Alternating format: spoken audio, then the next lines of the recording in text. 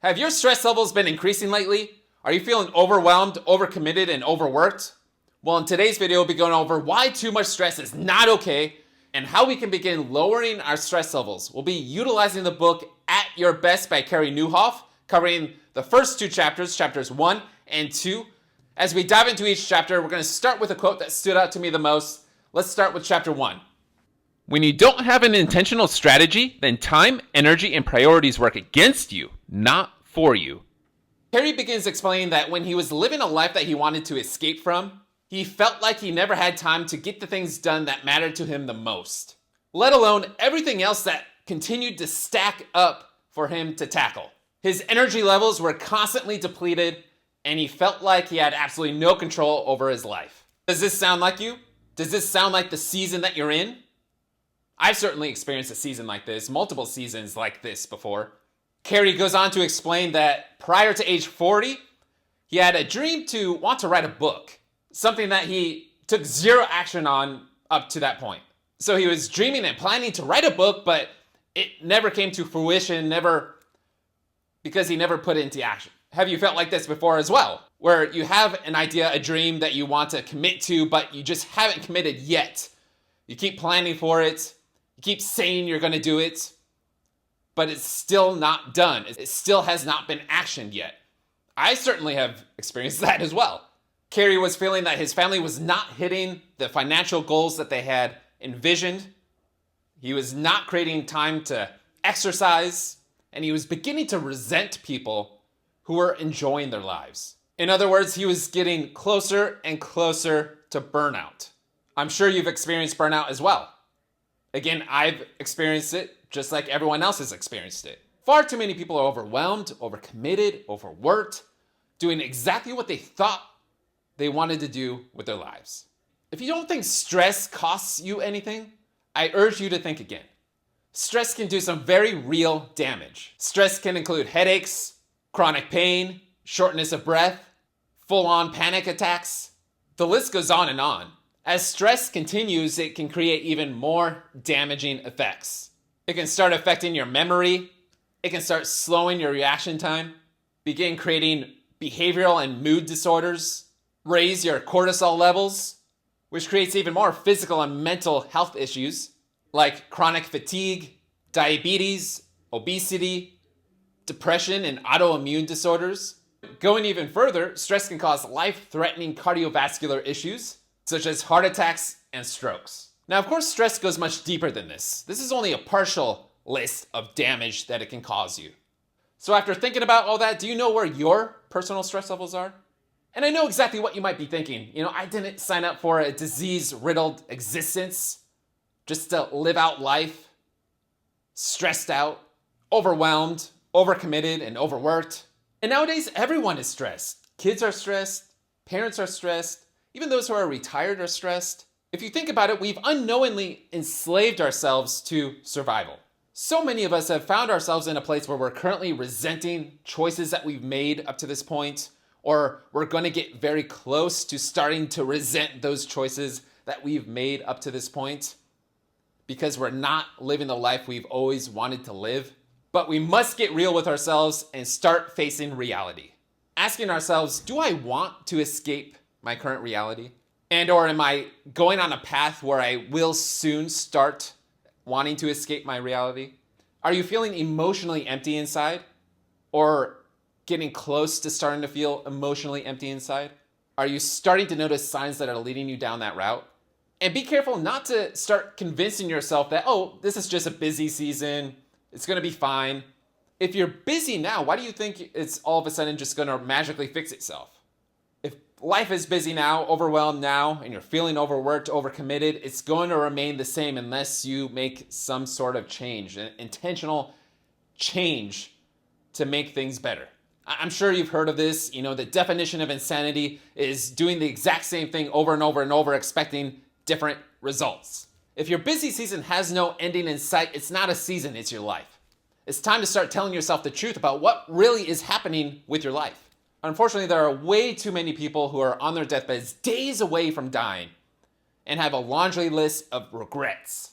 Things that they wish they did, but they didn't. Don't bury your pain. Don't sweep it under the rug. This is just going to create more work for you, more pain for you. Start facing reality. Start recognizing how you're feeling and start taking baby action steps, little action steps toward a life that is fulfilled and purposeful for you. Any day is a good day for change. Just because you're living this way now doesn't mean you need to live this way forever. And so going back to Carey's burnout experience, he eventually reached a major pain point where he was absolutely tired of being burned out any longer, of feeling like he was always out of time, always dragging his feet with his energy depleted, feeling like the to-do lists every day are getting longer and longer and longer and not able to accomplish the things that he wants to on a consistent basis. And this led him to making a choice. Instead of running away and abandoning everything, he decided to start changing the one thing he could change, which was himself. He started to change what he was doing with his days and how he was doing it. He went on to study many top performers, and what he discovered through those studies is that top performers not only focus on time management, but also focus on energy allocation. In other words, they did what they were best at when they were at their best in that given day. And so what did Carey do? He started implementing that same strategy, that same rhythm into his life.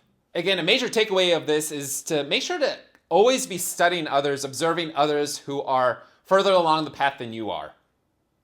And then take the things that are working for them and incorporate it into your own life.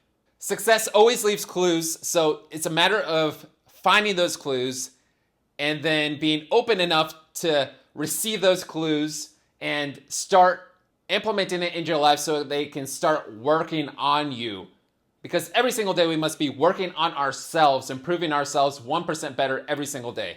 Otherwise, we're going to be the same person 1 year from now, and we don't want to be at that place. Ideally, we want to constantly be learning and growing and developing 1% better every single day from the inside out, daily, which then compounds to weekly, to monthly, to yearly. So how can we start having everything that is working against us start to work for us?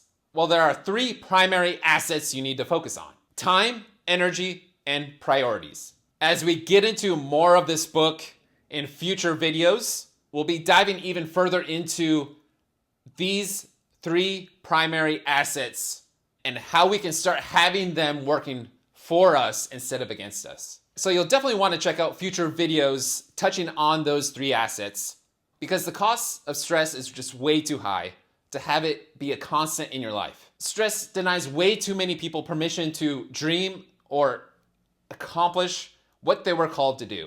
Let's get into chapter 2. Here's a quote that stood out to me the most. Unfocused time happens when you do your most important things randomly, squeezing them into leftover slots or sometimes not tackling them at all. So all of us know the typical advice for those who are overwhelmed or stressed is get adequate sleep every night, engage in regular physical exercise, and maintain healthy, strong relationships. If that's all it took to alleviate stress, then no one would be stressed, right? If we just knocked out those 3 things every single day, boom, we're good. But that's not the case. Another piece of advice that we get is take some time off. Recharge, renew. You deserve it. Unfortunately, taking a few days off or a few weeks off is not going to erase the problem of overwhelm. It's not going to resolve the issue. It's just going to delay things a little bit until you step into that overwhelm again. If you're currently spending your life living for the weekend, you should start making some changes, because living for time off is just another form of escape. The real solution you should be focusing on is setting a sustainable pace for an unsustainable pace. To put yourself in a position to really truly enjoy and embrace and appreciate every single day. Not just 2 days out of every single week. Not just 4 hours out of every day, but all the hours of every day. As many hours of the day as possible. We're far more creatures of habit than many of us realize. And some of those patterns that we've adopted and are repeating on a day-to-day basis are the very things that are causing our stress spiral to tighten, to get worse, putting you in a place where you perpetually feel overwhelmed, overcommitted, and overworked. The stress spiral pulls us in and under. One of the key reasons why we get pulled in is because of our unfocused time. We have a tendency to treat every single waking hour as being exactly the same today as it is tomorrow, but that's just not reality. Today is different than tomorrow. Start thinking about and journaling your waking hours. Are much of your waking hours intentional, planned, time blocked, calendared, or are they random, spontaneous, no structure behind it? And if you, like most people are, just randomly doing things with your time, then you're most likely failing to utilize your most productive hours doing what you're best at. And on the other side of things, even if we do calendar things in, time block things randomly pop up, because that is life, right? Yeah, things randomly pop up and they hijack our time. People, circumstances interrupt our time, take up our time. But what you have to start seeing is that your time is extremely valuable and it can't be hijacked or interrupted. Control what you can control. Obviously, there are circumstances that are just way out of your control.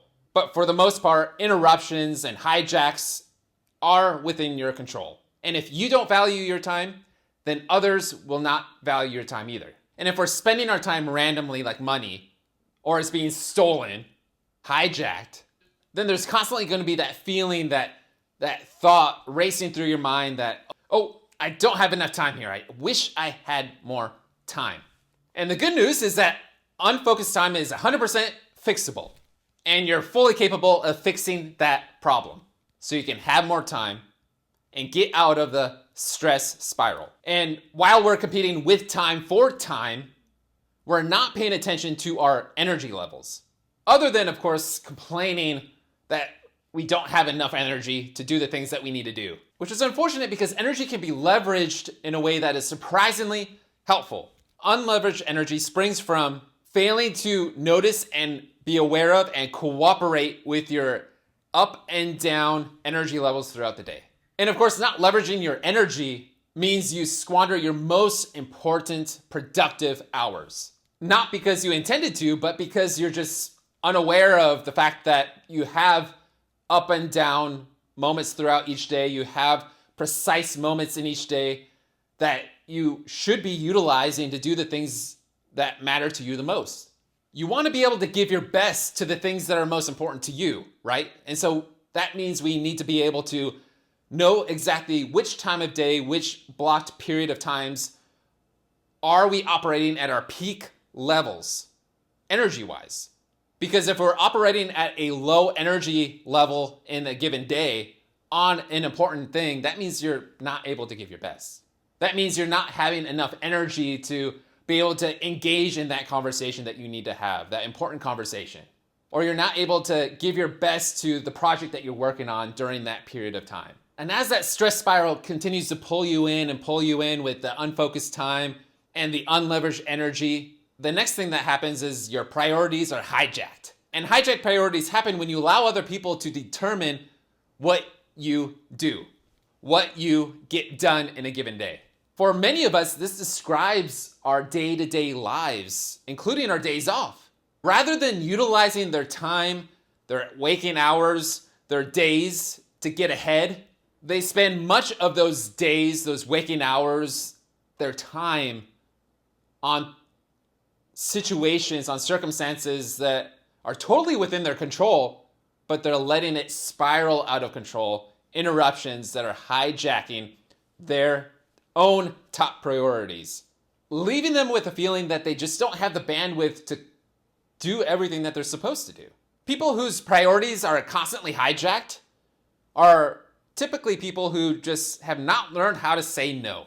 And we've all experienced that. Carey has experienced it. I've experienced it in my own life.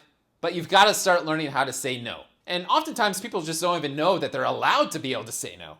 That the person on the other side is going to be perfectly fine with you saying yes or no. And if you say a no, the other person is just going to work on finding somebody else who will say yes.